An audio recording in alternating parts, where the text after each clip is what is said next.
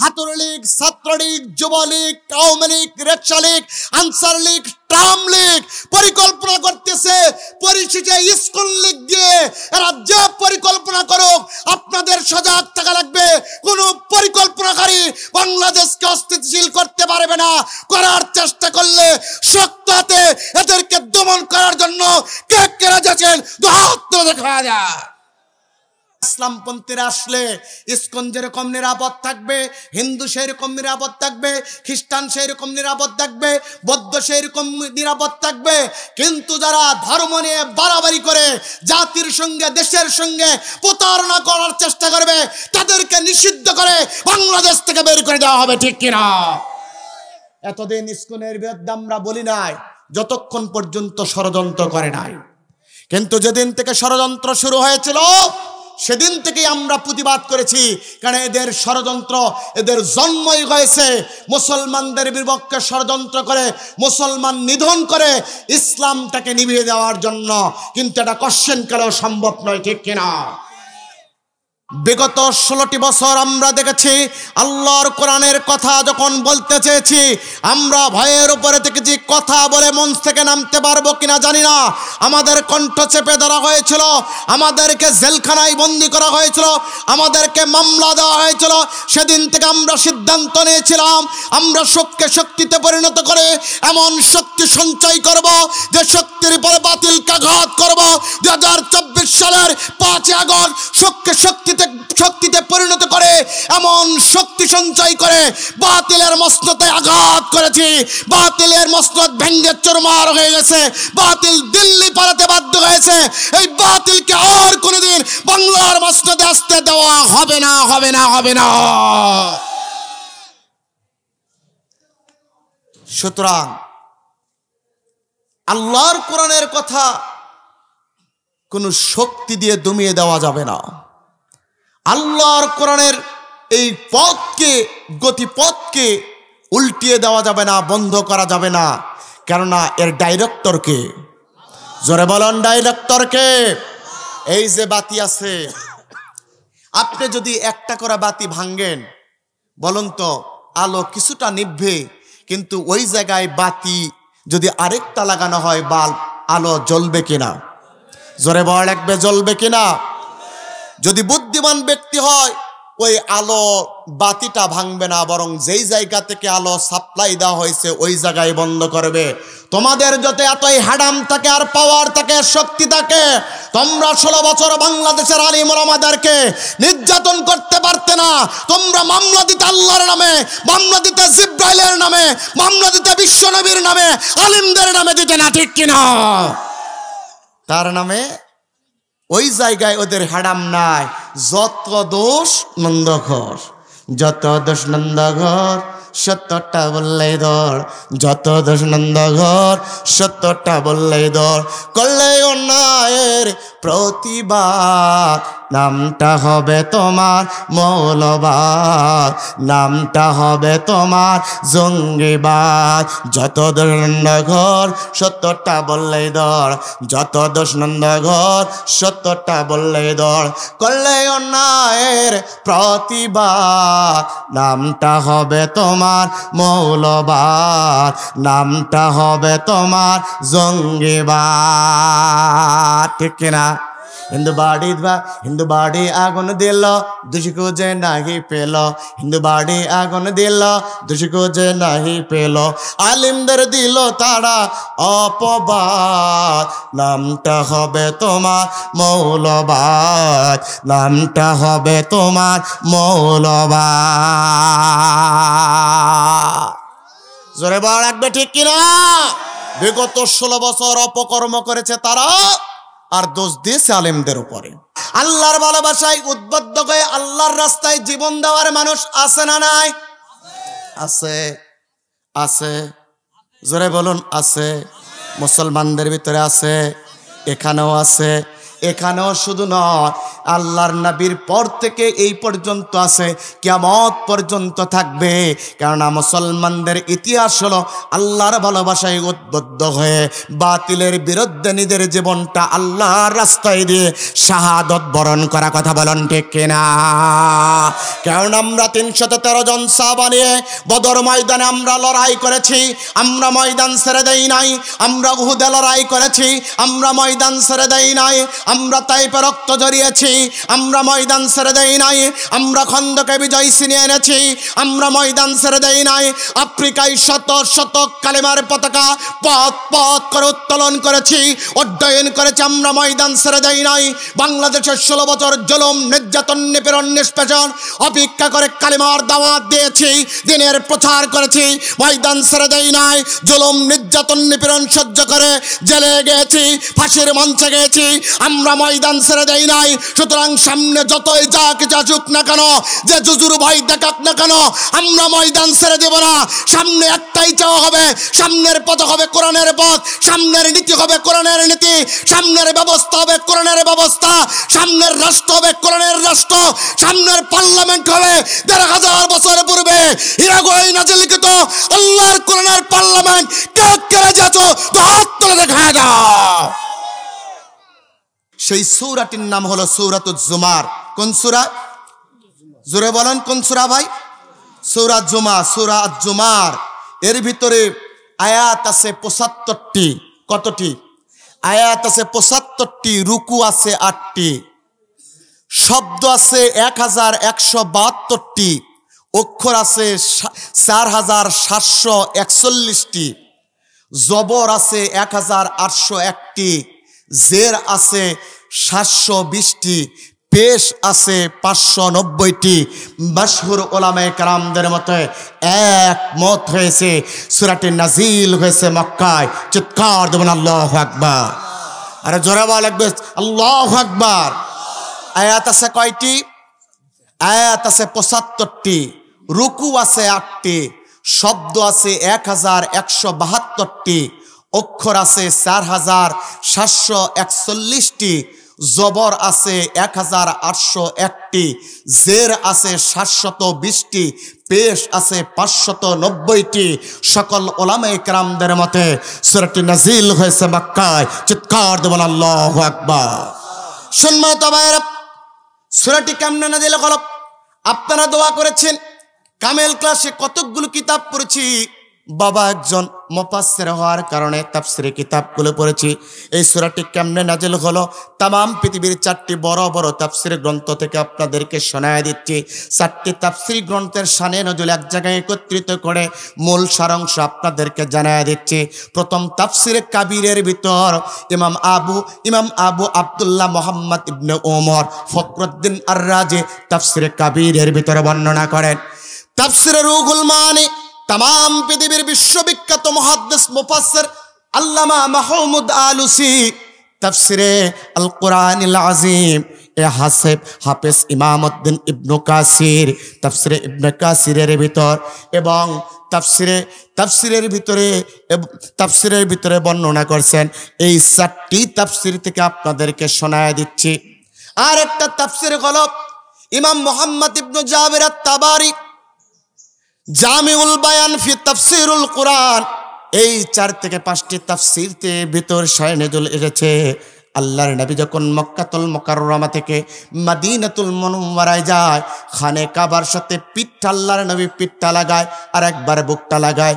আল্লাহর নবী 2 চোখের পানি ছেড়ে দিয়ে বলে, আল্লাহ, এই মায়ের দেশ ছেড়ে আমি মক্কাতুল মুকাররমা ছেড়ে মদিনাতুল মুনাওয়ারায় যেতে মন চায় না, তথাপি আপনি আদেশ করেছেন, নির্দেশ দিয়েছেন, দিনের জন্য মক্কাতুল মুকাররমা ছেড়ে মদিনাতুল মুনাওয়ারার টানে আমি রওনা হয়ে গেলাম।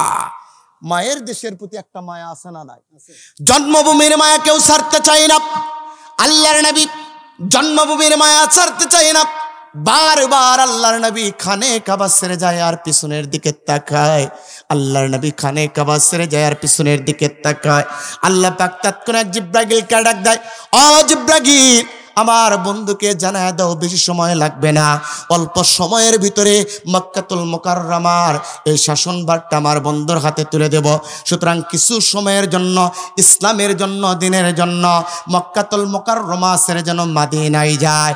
সুফল যখন আসবে গোটা মক্কাতুল মুকাররমা আর মদিনাতুল মুনাওয়ারার দায়িত্বভার দুনিয়া আখিরাতের বাদশা রব্বে কারিমের বন্ধু আমার বন্ধু মুহাম্মদ রাসূলুল্লাহ সাল্লাল্লাহু আলাইহি ওয়াসাল্লাম গ্রহণ করবে।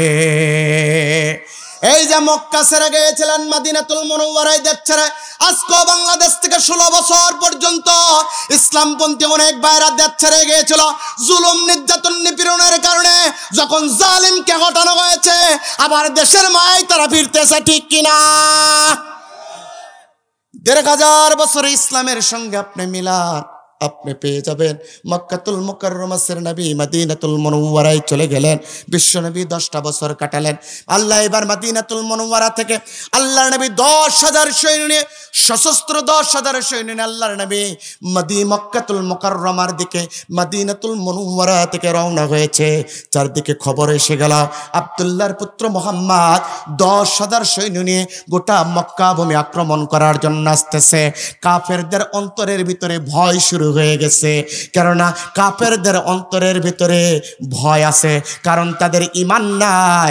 আর ঈমানদারের ভিতরে কোনো ভয় নাই, কারণ তাদের ঈমান আছে আর তাদের নিরাপত্তার জন্য একজন আছে। জবান দিয়ে বলুন তো তিনি কে?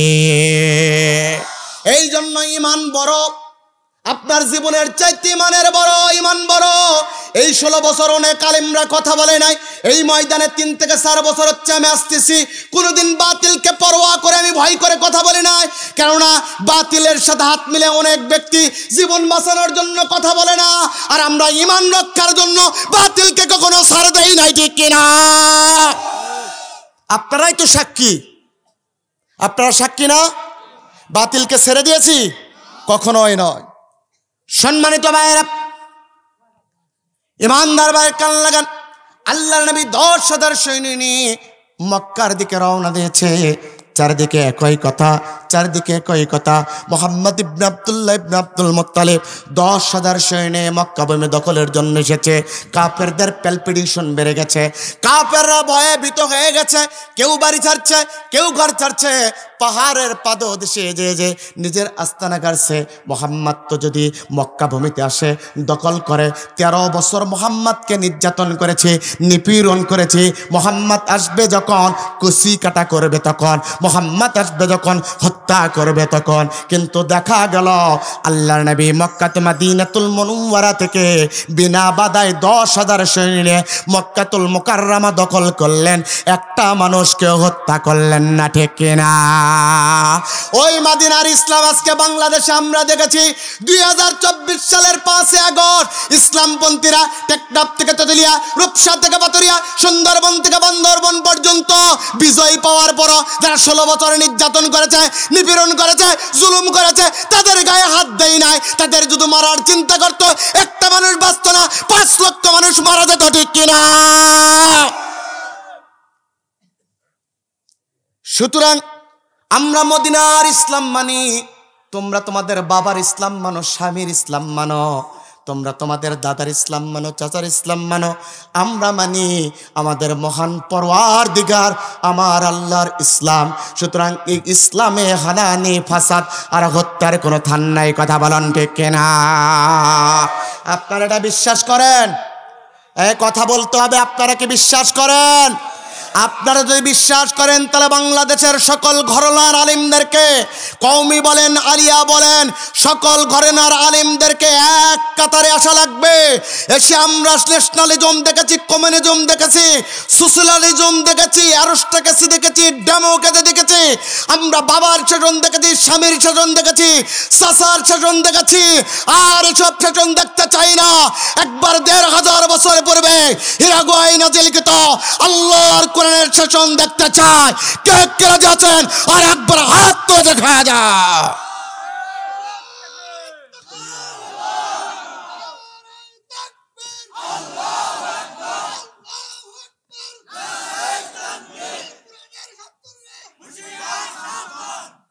ইমানদারদের জোর হলো তাকবীর থাকা লাগবে। তাকবীর না থাকলে হবে না। কেননা শেখের বেটি হাসিনা ষড়যন্ত্র করতেছে দিল্লি বসে, মনে করতেছে বাংলাদেশের লোক ফিডার শোষে। ঠিক কিনা? দিল্লি বসে ষড়যন্ত্র করতেছে দিল্লি বসে, আর মনে করতেছে বাংলাদেশের লোক ফিডার শোষে। বাংলাদেশের লোক ফিডার শোষে না, তোমার ষড়যন্ত্র মোকাবেলা করার জন্য প্রস্তুতি গ্রহণ করে। তুমি যে ষড়যন্ত্র করো না কেন, টেকনাফ থেকে তেতুলিয়া, রূপসা থেকে পাতুরিয়া, সুন্দরবন থেকে বান্দরবন পর্যন্ত 1,47,570 বর্গ কিলোমিটারের বাংলাদেশকে নিয়ে যদি কোনো ষড়যন্ত্র আর পরিকল্পনা করা হয়, বাংলার জনগণ দাঁত ভাঙ্গা জবাব দেওয়ার জন্য বাংলার জনগণ প্রস্তুত আছে। কথা বলেন ঠিক কিনা? কারণ এই বাংলাদেশের লোক, এটা শাহজালালের জমিন, এটা শাহপরানের জমিন, এটা তিতুমিরের জমিন, এটা খানজাহানের জমিন, এটা কামরুজ্জামানের জমিন, এটা নিজামের জমিন, এটা সৈয়দ নজরুলের জমিন, এটা আল্লামা দেলাওয়ার হোসেন সাইদের জমিন। এই জমিনে বাতিলকে সহ্য করা হবে না, হবে না, হবে না। কোন বিষ ফোড়া যদি আমরা দেখি, ওই বিষ ফোড়া আমরা উল্টে ফেলবো ইনশাআল্লাহ। বাংলাদেশ জাতীয়তাবাদী শক্তি, ইসলামী মূল্যবোধে বিশ্বাসী আর ইসলামপন্থী যারা আছে, আমরা ঐক্যবদ্ধ হয়ে বাতিলের মোকাবেলা করব। কারণ এই দেশটা আমাদের সকলের। ঠিক কিনা? দেশটা আমাদের সকলে। যদি ফ্যাসিস্ট শক্তিদেরকে আমরা মোকাবেলা করতে পারি, অটোমেটিক্যালি দেশের দুর্নীতিগুলো আস্তে আস্তে দূর হবে। সম্মানিত ভাইরা, আল্লাহর নবী আসলেন। বিশ্ব নবী আসার পর মুহাম্মদ সাল্লাল্লাহু আলাইহি ওয়াসাল্লাম, আল্লাহর নবী 10,000 সৈন্য নিয়ে গোটা মক্কাতুল মুকাররমা আল্লাহর নবী বিজয় লাভ করলেন বিনা বাধায়। আল্লাহর নবী বিনা বাধায় বিজয় যখন লাভ করলেন, চারদিকে অনেক ব্যক্তির অন্তরের ভিতরে ভয় হয়ে গেল। মুহাম্মদ বুঝি 13 বছরে প্রতিশোধ নেবে, মুহাম্মদ বুঝি আমাদেরকে বিদায় করার চেষ্টা করবে, মুহাম্মদ বুঝি আমাদেরকে দুনিয়া থেকে চিরতরে বিদায় করে দিবে। না না না, বাড়িতে থাকা যাবে না, ঘরেতে থাকা যাবে না। এইবার ব্যক্তিগুলো চারদিকে ভয়ে পালাতে লাগলো। আল্লাহর নবীর কাছে খবর দিলেন। আল্লাহর নবীর কাছে এই খবরটা চলে গেল।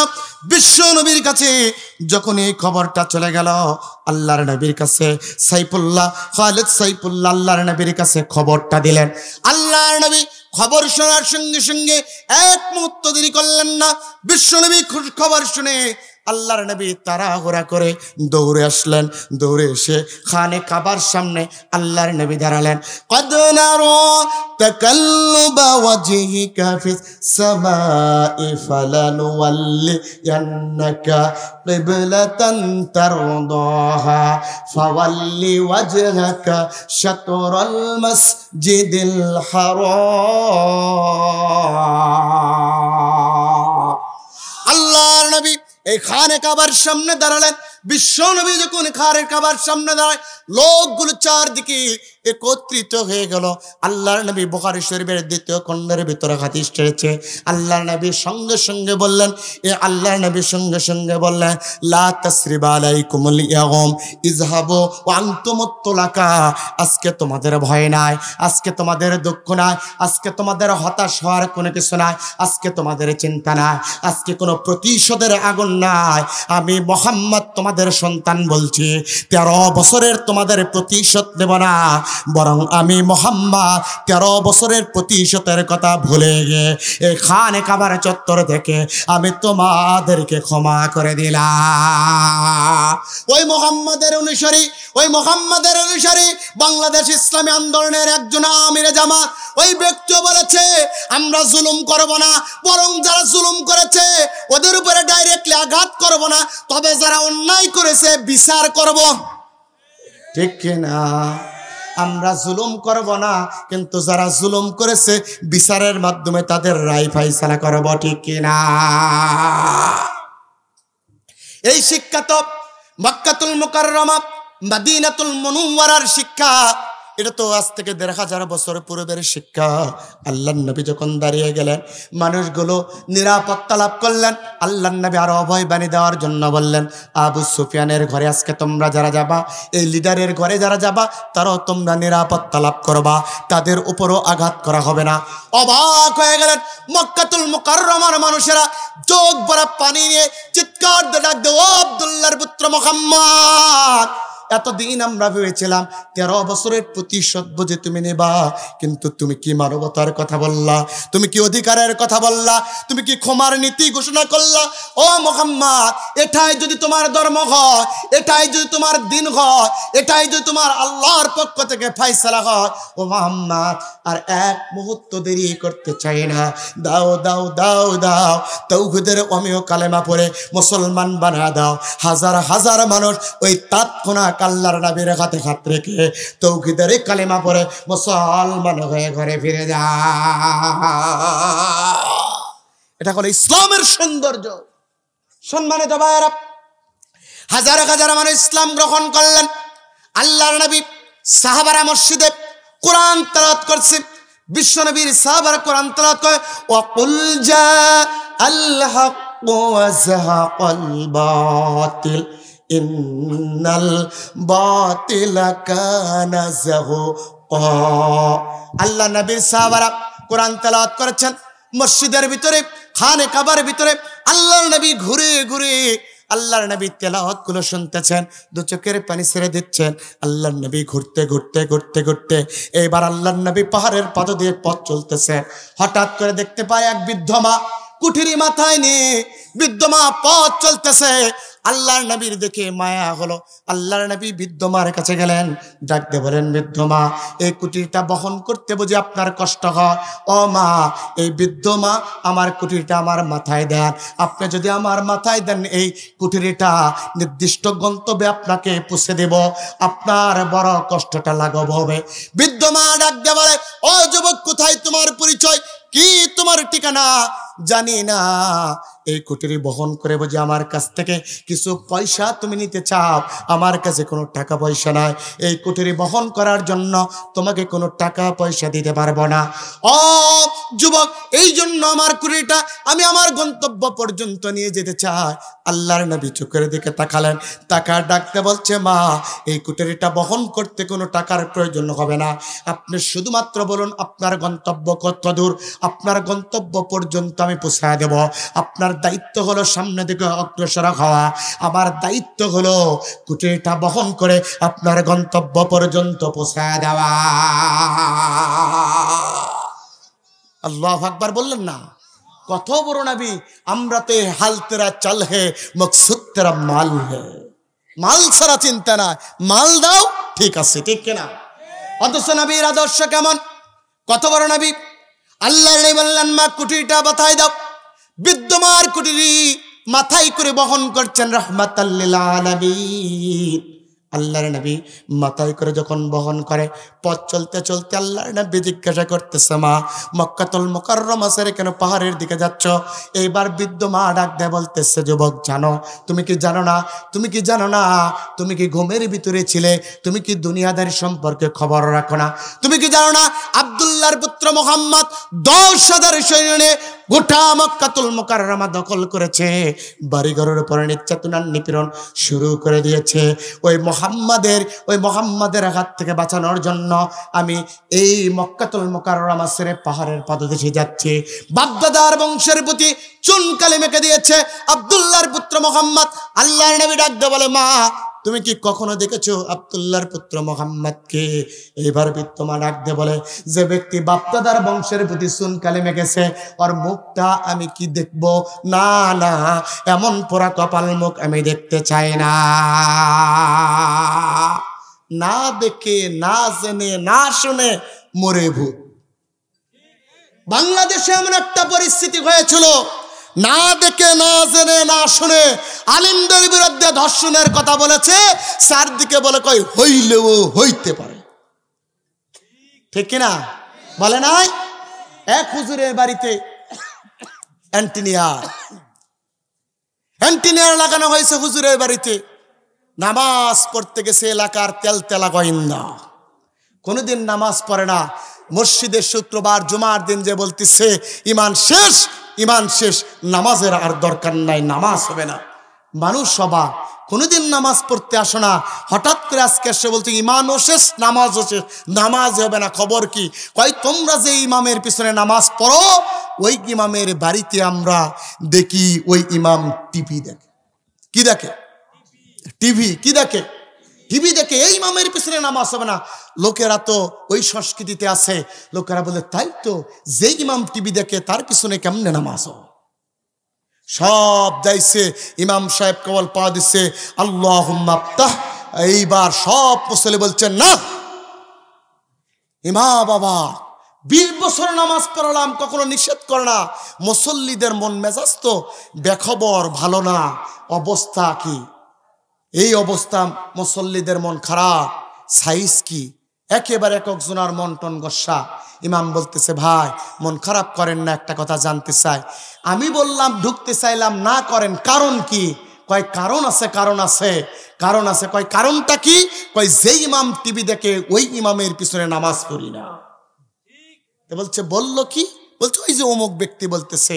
অমুক ব্যক্তিকে ডাকা হলো, ডাকার পর বলতেছে বলো তো তুমি আমার বাড়িতে টিভি কি দেখেছো? কয় টিভি না দেখতে পারি, তোমার বাড়িতে আমি এন্টিনিয়ার দেখেছি। কি দেখেছে? ইমাম সাহেব দুচোখের পানি ছেড়ে দিয়ে বলছে ভাই এন্টিনিয়ার তুমি দেখেছো ঠিকই, ওটা টিভির এন্টিনিয়ার নয়। আমি গরিব মানুষ, 2500 টাকা মাস বেতন পাই, ওই টাকা দিয়ে একটা ছোট্ট মোবাইল কিনেছিলাম। মাটির বাড়িতে নেটওয়ার্ক পায় না। আরেকজন পরামর্শ দিল এন্টিনিয়ার কিনে একটু তুমি লাগাও টিনের ওপরে, অটোমেটিক্যালি টাওয়ার পাবা। তাহলে অটোমেটিক্যালি টাওয়ার পাবা, এই জন্য আমি এন্টিনিয়ার লাগাইছি। ওটা টিভির এন্টিনিয়ার নয়, ওটা হলো মোবাইলের এন্টিনিয়ার। কিন্তু তেলতেলা গোয়েন্দা এন্টিনিয়ার দেখে, এন্টিনিয়ার দেখে ওই তেলতেলা গোয়েন্দা না বুঝে ওই ব্যক্তি তদন্ত না করে আলিমের উপরে দোষ দেওয়া শুরু করেছে। ঠিক তেমনি আলিমগণ ধর্ষণ করেছে, কি করে নাই? এটা তদন্ত না করা পর্যন্ত এই জনগণ খবর নেয় না। টিপির উপরে বিশ্বাস করে, স্বৈরাচারকে বিশ্বাস করে আলিমদের উপরে অপবাদ দিয়েছিল। ঠিক কিনা? আজকে এসকে সিনহা সহ সব বিচারপতি বলতেছে বন্দুকের নল ঠেকায় আমাদেরকে সাক্ষী নিছে। সুতরাং সবসময় ইসলামপন্থী ব্যক্তিগুলো নির্যাতিত ছিল, অথচ এদের বিরুদ্ধে 1 পয়সার দুর্নীতি না। সম্মানিত ভাইরা, বৃদ্ধ মা বলতেছে এইরকম চেহারা দেখবো না। আল্লাহর নবী ডাকতে বলছে মা মুহাম্মদকে তুমি কি দেখেছো? বলছে না, না দেখতেও চাই না। আল্লাহর নবী গন্তব্য পর্যন্ত পৌঁছায় দিলেন। গন্তব্য পৌঁছায় দেওয়ার পর এইবার বৃদ্ধ মা হাতটা চেপে ধরেছে। আল্লাহর নবী যখন চলে আসবে, বৃদ্ধ মা হাত চেপে ধরে বলতেছে বলো তো বাবা, এত দূর পর্যন্ত যে আমাকে রেখে গেলে, গোটা মক্কাতুল মুকাররমার ভিতরে এমন মানব দরদি কোনো মানুষকে আমি এত বছর বয়স হচ্ছে আমার, আমি কোনোদিন দেখি না।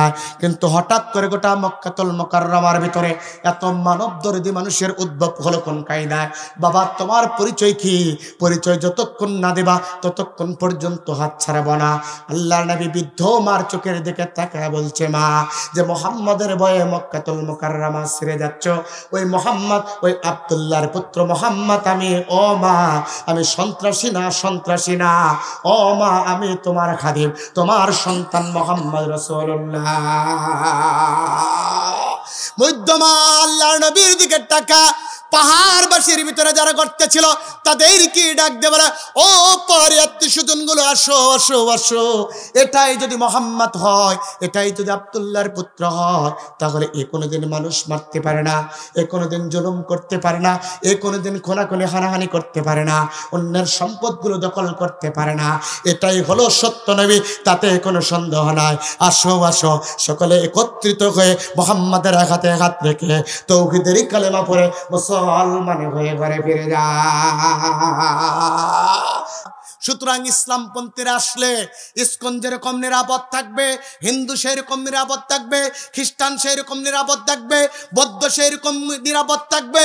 কিন্তু যারা ধর্ম নিয়ে বাড়াবাড়ি করে জাতির সঙ্গে দেশের সঙ্গে প্রতারণা করার চেষ্টা করবে তাদেরকে নিষিদ্ধ করে বাংলাদেশ থেকে বের করে দেওয়া হবে, ঠিক কিনা? এতদিন ইসকনের বিরুদ্ধে আমরা বলি নাই যতক্ষণ পর্যন্ত ষড়যন্ত্র করে নাই, কিন্তু যেদিন থেকে ষড়যন্ত্র শুরু হয়েছিল সেদিন থেকেই আমরা প্রতিবাদ করেছি। কারণ এদের ষড়যন্ত্র, এদের জন্মই হয়েছে মুসলমানদের বিপক্ষে ষড়যন্ত্র করে, মুসলমান নিধন করে ইসলামটাকে নিভিয়ে দেওয়ার জন্য। কিন্তু এটা কোশ্চেন কালেও সম্ভব নয়, ঠিক কিনা? সম্মানিত ভাইয়েরা, আল্লাহর নবী ফিরে আসলেন, বিশ্বনবী সাহাবাদের তেলাওয়াত শুনতেছেন। রাত্রি হয়ে গেল, বিশ্বনবী তার দরবারে চলে গেলেন, আল্লাহর নবী বাড়িতে চলে গেলেন। বিশ্বনবীর সাহাবারা ঘুরে ঘুরে মক্কাতুল মুকাররমা দেখতেছেন। 13 বছর পরে এসে 10 বছর পরে এসেছে। আল্লাহর নবী সাহাবারা ঘুরে ঘুরে দেখতেছেন। হঠাৎ করে দেখে একজন ব্যক্তি সীমান্ত পাড়ি দিয়ে মক্কাতুল মুকাররমা ছেড়ে পলায়ন করতেছে। কয়েকজন সাহাবা ধরে ফেললেন। দেখার পর দেখে ওয়াহশী ডাক দিয়ে বলে, ওয়াহশী কোথায় তুমি পলায়ন করো?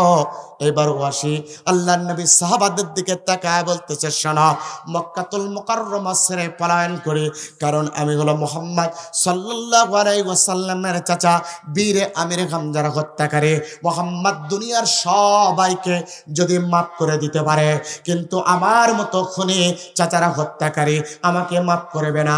এই জন্য মুহাম্মাদের ভয়ে গোটা মক্কাতুল মুকাররমা ছেড়ে পলায়ন করে আল্লাহর নবীর সাহাবারা ওয়াহশীর দিকে তাকিয়ে বলছে, ওয়াহশী তুমি মুহাম্মদকে জানো না, মুহাম্মদকে তুমি চিনো না, মুহাম্মদ সম্পর্কে তোমার ধারণা নাই। মুহাম্মদ সম্পর্কে আমার আল্লাহ বলে দিয়েছেন, ওয়ামা আরসালনাকা ইল্লা রাহমাতাল লিল আলামিন।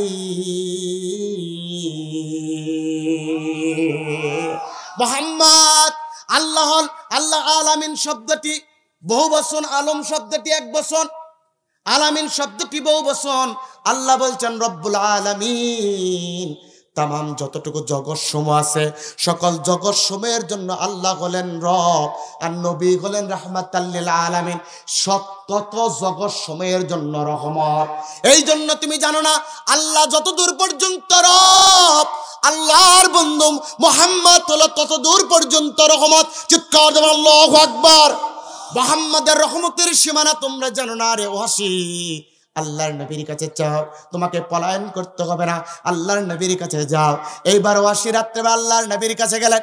বিশ্ব নবীর কদম মোবারকে আল্লাহর নবীকে সালাম দিলেন। আল্লাহর নবী ডাকতে বলেন, কে, তোমার পরিচয় কি? ওয়াহশী বলতেছে, হুজুর আমার নাম ওয়াহশী। আল্লাহর নবী বললেন, কোন ওয়াহশী?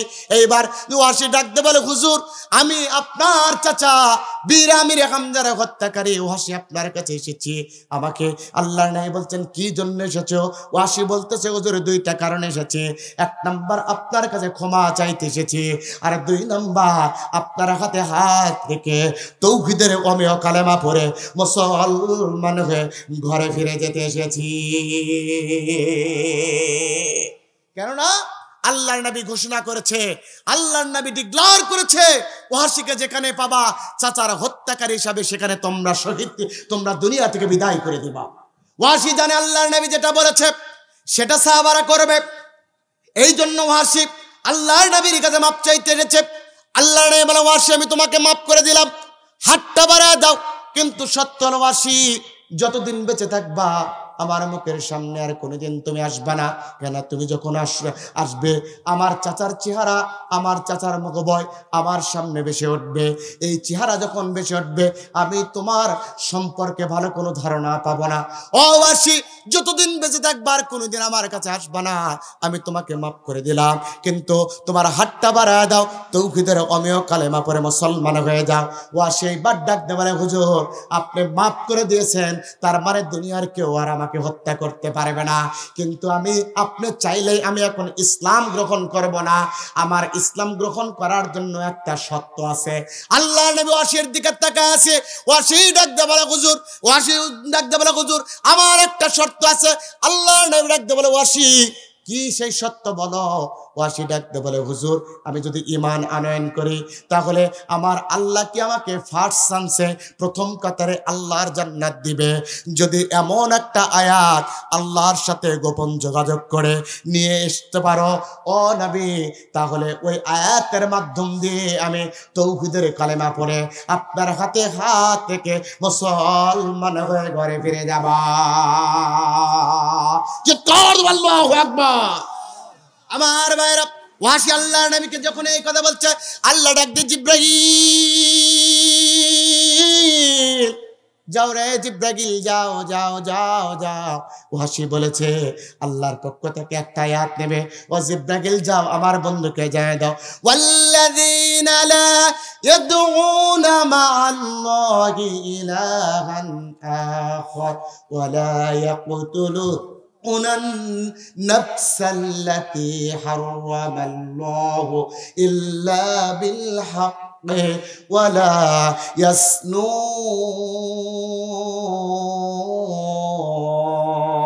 يسنون। আয়াত নাযিল হয়ে গেল।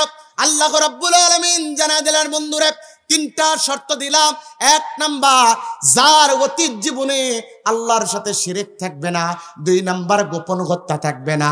আর 3 নাম্বার, জিনা থাকবে না। ওই ব্যক্তিকে বিনা বিচারে ফার্স্ট চান্সে ঈমান আনয়ন করার বদৌলতে আমি আল্লাহ পাক জান্নাত দিয়ে দিব। ওয়াসি বললেন, হুজুর এখানে তো শর্ত দিয়েছে। আমি বলেছিলাম কোনো শর্ত থাকবে না, এখানে শর্ত দিয়েছে 3টা। 1 নাম্বার, আল্লাহর সাথে শিরক থাকবে না। 2 নাম্বার, গোপন হত্যা থাকবে না। আর 3 নাম্বার, জিনা থাকবে না। এই 3টাই আমার জীবনে আছে। তার মানে ঈমান আনয়ন করলে ফার্স্ট চান্সে আমার আল্লাহ জান্নাত দিবে না, আমি ঈমান আনব না। সারা পৃথিবীতেও যতগুলো স্বৈরা শাসক আছে, যতগুলো স্বৈরা শাসক আছে, তাদেরও 3টা বৈশিষ্ট্য। কয়টা? জোরে বলেন কয়টা? 1 নাম্বার, তারা জালিম হয়। 2 নাম্বার, তারা নিষ্ঠুর হয়। 3 নাম্বার, তারা মূর্তি পূজক হয়। আপনারাও বাংলাদেশের দিকে লক্ষ্য করে দেখেছেন, এরা এই বিগত সরকার যারা ছিল, বিগত সময়ে এরা সবচাইতে বড় জালিম ছিল। আল্লাহর কোরআনের কথা বলার কারণে নিরপরাধ আলেমদেরকে ফাঁসির মঞ্চে দিয়েছে, ফাঁসি দিয়েছে। তাদের সন্তানকে ধরে আবার আইনা করে বছরের পর বছর রেখেছে। কথা বলেন ঠিক কিনা? এর চাইতে জুলুম হয়? বাবাকে খেয়ে দিল, আবার সন্তানকেও বছরের পর বছর আয়না ঘরে রাখলো। 2 নাম্বার হলো নিষ্ঠুর। এর ভিতরে নিষ্ঠুরতা ছিল। সকল স্বৈরা শাসকদের বৈশিষ্ট্য 3টা। 2 নাম্বার হলো নিষ্ঠুর। কত বড় নিষ্ঠুর হলে একজন মানুষের 15 মিনিট পর ফাঁসি হবে, ওই ব্যক্তিকে 8 জন সদস্য নিয়ে যে জেলখানার ভিতরে হিটলারের মতো লেডি হিটলার হিসাবে চাকু দিয়ে জবাই করতে পারে। বলুন, এর চাইতে নিষ্ঠুর হতে পারে? নিরপরাধ সন্তানদেরকে, ছোট ছোট বাচ্চাদেরকে, হাজার হাজার বাচ্চাদেরকে হত্যা করে ওই রাস্তার মোড়ে মোড়ে পুঁতে রেখেছে। বেওয়ারিশ হিসেবে দুনিয়ার কেউ জানে না। ঠিক কিনা? জোরে বল একবার ঠিক কিনা? এর চাইতে আর 3 নাম্বার হলো মূর্তি পূজক। এ মূর্তি পূজক ছিল না? কথা বলুন।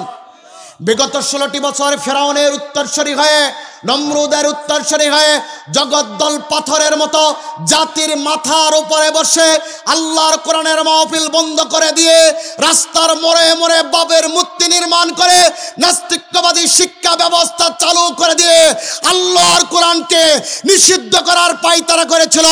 আল্লাহ পাক সেখান থেকে ধাক্কা দিয়েছে। সুরের মতো পিছনের দরজা দিয়ে এরা পালাতে বাধ্য হয়েছে। আর কোনোদিন এই জালিমদের আসতে দেওয়া হবে না। ঠিক কিনা?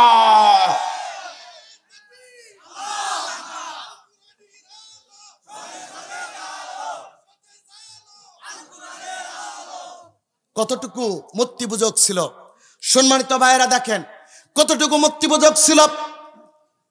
ফেরাউন নমরুদের দিকে তাকান।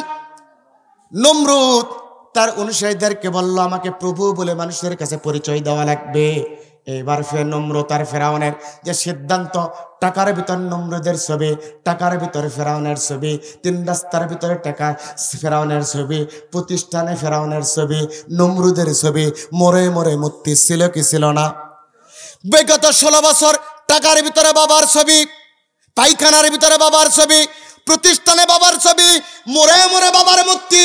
এটা যারা করেছিল গোটা দেশ মনে হয় নমরুদের সন্তানে পরিণত। এই মূর্তির ব্যবসা যারা করেছিল, এটাও তাদের একটা বৈশিষ্ট্য ছিল। এই জন্য আল্লাহ ডাক দেয়, 3টা বৈশিষ্ট্য যাদের থাকবে না আল্লাহ তাদেরকে মাফ করবে। 1 নাম্বার মূর্তির ব্যবসা থাকবে না, তার মানে শিরক করা চলবে না। 2 নাম্বার গোপন হত্যা চলবে না। 3 নাম্বার জিনা করা চলবে না। বলুন তো গোপন হত্যা ছিল কি ছিল না? হাজার হাজার মানুষকে গুম করে ফেলেছে। বিরোধী দলের নেতা যত আছে, সাগরে নিয়ে যে পেট কেটে এর ভিতরে পাথর ঢুকায় মেরেছে। এমন কি জিনা করেছে নায়িকা পরিমণি আর ট্রাকওয়ালা মাইয়া মাই, এদেরকে ডিজিএফআই দিয়ে, এনএসআই দিয়ে, ডিবি দিয়ে, ডিএসবি দিয়ে তুলে নিয়ে গিয়ে নাকি ধর্ষণ করবে। তার মানে জিনার সাথে তারা ছিল।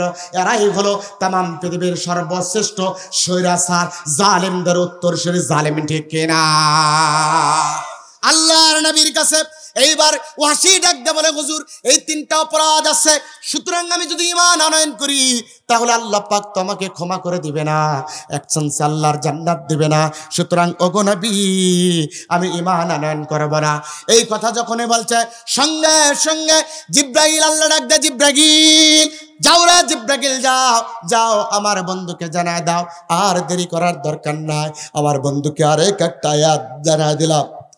আমার বন্ধু যেন ওয়াসিকে জানায় দেয়, ইল্লা মান তাবা ওয়া আমানা ওয়া আমিলা আমালান সালিহা ফাউলাইকা ইউবাদদিলুল্লাহু সাইয়্যাতিহিম হাসানাত ওয়া কানাল্লাহু গফুরুর রহিমা।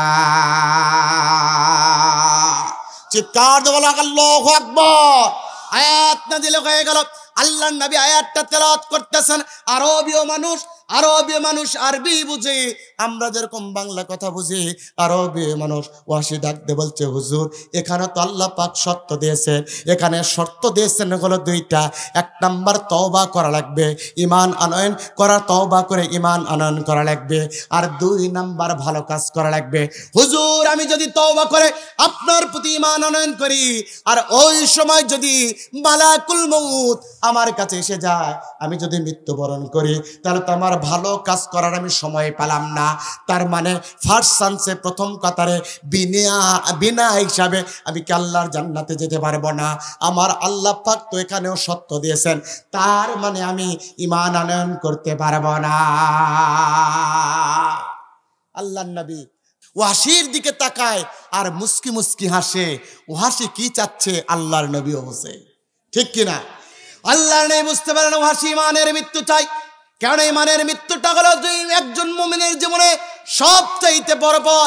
আল্লাহ বলছেন, মান ক্বালা আখিরু কালামিহি লা ইলাহা ইল্লাল্লাহ দাখালাল জান্নাত, যার শেষ কথা হবে লা ইলাহা ইল্লাল্লাহ, মরার পরে আল্লাহর জান্নাতে যাবে। ওয়া ফি রিওয়ায়াতান ওয়াজাবাত দাখালাল জান্নাত, তার জন্য জান্নাত ওয়াজিব। আর ওই কালেমা পড়বে তারা ঈমানদার হবে দুনিয়াতে, যারা, ঠিক কিনা? ওই ঈমানদার যখন মৃত্যুর বিছানায় পড়ে যাবে, আল্লাযীনা তাতাওয়াফাহুমুল মালাইকাতু তাইয়্যিবিন,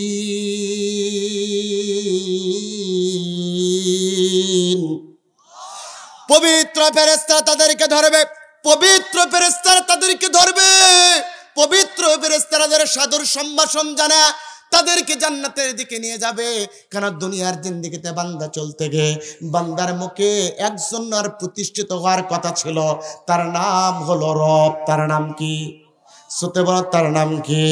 আল্লাহ ইন্নাল্লাযীনা ক্বালু ربنا الله ثم استقاموا تتنزل عليهم الملائكة ألا تخافوا ولا تحزنوا وأبشروا بالجنة চিৎকার দেবেন আল্লাহু আকবার ইন্নাল্লাযীনা ক্বালু রাব্বুনা আল্লাহ নিশ্চয় যারা বলিয়াছিল আমার রব আল্লাহ আর ভবিষ্যতে যারা বলবে আমার রব আল্লাহ সুম্মাস্তাকামু এরপর যারা এই কথার উপরে সুদৃঢ় প্রতিষ্ঠিত থাকবে মুফাসসির বলেন সুদৃঢ় প্রতিষ্ঠিত থাকা কেমন শুধুমাত্র মুখে বললেই হবে না আমি ঈমান এনেছি আমার রব আল্লাহ মুখে বলা লোক আছে না নাই আছে না নাই বিপদ দেখলে পলায়ন করে এমন মানুষ আছে না নাই আমি তার নিজস্ব প্রমাণ মতিউর রহমান নিজামী হুজুরের এলাকায় গেছি মাহফিল করতে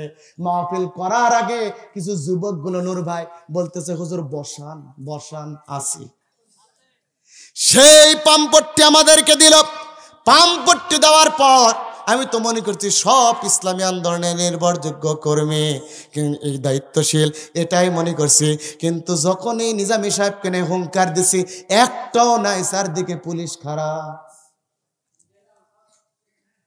এমন ইমানের পরিচয় দিল এই যে 9 তারিখে আবার সেখানে সামনে মাসের 9 তারিখে প্রোগ্রাম আছে এরপরে আমি আর যেতে পারি নাই আলহামদুলিল্লাহ সেখান থেকে একটা ব্যক্তির মারফতে আল্লাহ পাক আমাকে হেফাজত করেছে সুতরাং আমরা অনেক সময় তালের মুসলমান হই জাতের মুসলমান হতে পারি না ঠিক কি না আল্লাহ বলছে জাতের মুসলমান হয় ইন্নাল্লাযীনা ক্বালু রাব্বুনাল্লাহ ওই মুসলমানদেরকে আল্লাহ ডাকতে বলছে যারা বলেছিল আমার রব আল্লাহ যারা বলবে আমার রব আল্লাহ কোন আল্লাহর কথা বলছে কোন সময় সেটা বলবে সুম্মাস্তাকামু যখন ঝড়ঝাপটা হওয়ার পর ওখানে টিকে থেকে বলা লাগবে ঝড়ঝাপটা কেমন এদেশে আইলা হয় টর্নেডো হয় সিডর হয় হওয়ার পর কিছু গাছ দাঁড়ায় থাকে না এটা হলো সুদৃঢ় তার মানে হলো যারা রব কথাটা আল্লাহকে রব হিসেবে আনবে এই দুনিয়াতে জুলুম নির্যাতন নিপীড়ন নিষ্পেষণ হবে এরপর যারা রব কথার উপরে দাঁড়িয়ে থাকবে রব কথার উপরে প্রতিষ্ঠিত থাকবে আল্লাহ বলেন তাদের তিনটা সুসংবাদ আল্লাহ তাখাফু তাদের কোনো ভয় নাই ওয়ালা তাহজান তাদের কোনো চিন্তা নাই ওয়া আবশিরু বিল জান্নাহ তাদের জন্য রয়েছে আমার পক্ষ থেকে জান্নাতের সুসংবাদ এই ব্যক্তিগুলো যখন মৃত্যুর সময় আসবে তখন আসবে আল্লাযীনা তাতাওয়াফাহুমুল মালাইকাতু তাইয়্যিবিন ওই সময় আসবে কিন্তু ওই সময় আসবে পবিত্র ফেরেশতারা এসে সাদর সম্ভাষণ জানাবে সাদর সম্ভাষণ জানায় তাদের নিয়ে যাবে আল্লাহ পাক তাদের সম্পর্কে কিয়ামতের ময়দানে ঘোষণা করবে ওয়াসিকাল্লাযীনা তাকাউ রাব্বাহুম ইলাল জান্নাহ এদেরকে আমি জান্নাতের জন্য আমি সিলেক্টেড করেছি ঘোষণা করেছি এদেরকে তোমরা জান্নাতের ভিতরে নিয়ে যাও এইরকম মর্দে মুজাহিদ হতে চাই ওয়াসি 2 নম্বর আয়াত যখন নাযিল হলো আল্লাহ পাক ডাকে ইল্লা মান তাবা ওয়া আমানা ওয়া আমিলা আমালান সালিহা ফাউলাইকা ইউবাদদিলুল্লাহু সাইয়্যাতিহিম হাসানাত আল্লাহ শর্ত দিলেন তওবা করার পর ঈমান আনয়ন করবে এরপরে ভালো কাজ করবে ওয়াসি বললেন হুজুর ঈমান আনয়ন করার পর যদি ভালো কাজের সুযোগ না পায় তাহলে বুঝি আমার প্রথম চান্সে জান্নাত যাওয়া হবে না বিনা হিসাবে আল্লাহর জান্নাতে যাওয়া যাবে না আল্লাহর নবী এইবার ওয়াসির দিকে তাকিয়ে আছেন ওয়াসি হাতটা বাড়ায় দেয় ঈমান আনয়ন করো ওয়াসি বলে হুজুর না যতক্ষণ পর্যন্ত আল্লাহর পক্ষ থেকে একটা আয়াত না আসবে বিনা হিসাবে আল্লাহ পাক সকল গুনাহগুলো যারা তওবা করবে ঈমান আনয়ন করবে তাদের কোনো চিন্তা থাকবে না মরার পরে বিনা হিসাবে ফার্স্ট চান্স আল্লাহর জান্নাতে যাবে এমন একটা আয়াত চায় আল্লাহর নবী আকাশের দিকে তাকায় আছে আল্লাহ ডাক দেয় জিবরাইল যাও রে জিবরাইল যাও যাও যাও আমার বন্ধু আরশের দিকে তাকায় আছে আমার বন্ধুকে জানায় দাও কুল ইয়া ইবাদিয়াল্লাযীনা আসরাফু আলা আনফুসিহিম লা তাকুনাতু মির রাহমাতিল্লাহ আয়াত নাজিল হয়ে গেল। কি হলো? জোরে বলুন। আয়াত নাজিল হয়ে গেল। আয়াত নাজিল হয়ে গেল। ওয়াসি আল্লাহর নবীর দিকে তাকায়া, আল্লাহর নবীর দিকে তাকায় ওয়াসি হাসতেছেন। আল্লাহর নবী বলছে, ওয়াসি এখন কি করবা? ওয়াসি আল্লাহর নবীর দিকে তাকায় বলছে, হুজুর আর এক মুহূর্ত দেরি করার প্রয়োজন নাই। আমার আল্লাহ পাক যত বলে দিয়েছে, ইমানদারদেরকে ডাকতে বলছে, ইমান আনার ব্যক্তিদের কোনো চিন্তা না। লা তাকুনাতু মির রাহমাতিল্লাহ, আল্লাহর রহমত হতে কোনো বান্দা যেন নিরাশ না হয়। ওয়াসি আল্লাহর নবীর কাছে হাতে হাত রেখে তাওহীদের অমীয় কালেমা পড়ে মুসলমান হয়ে গেল। এই কেবল সূরাটা নাজিল হলো, এরপরে যদি সময় থাকতো ব্যাখ্যা করতাম। আল্লাহ পাক কবুল করুন, আমরা যেন মর্দে মুজাহিদের মতো জীবন ধারণ করি, ঠিক কিনা? বাতিল শক্তির কাছে মস্তক অবনত করে দিয়ে এই ইমানের প্রয়োজন না। যদি আমরা বাঁচতে চাই 1 ঘন্টা বাঁচবো, কিন্তু ইমান নিয়ে বাঁচবো। কথা বলুন, ঠিক কিনা? বাংলাদেশের ষড়যন্ত্র হচ্ছে টেকনাফ থেকে তেতুলিয়া, রূপসা থেকে পাতুরিয়া, সুন্দরবন থেকে বান্দরবন পর্যন্ত কঠিন ষড়যন্ত্র হচ্ছে। বাংলাদেশকে অস্থিতিশীল করার একটা পরিকল্পনা করা হচ্ছে।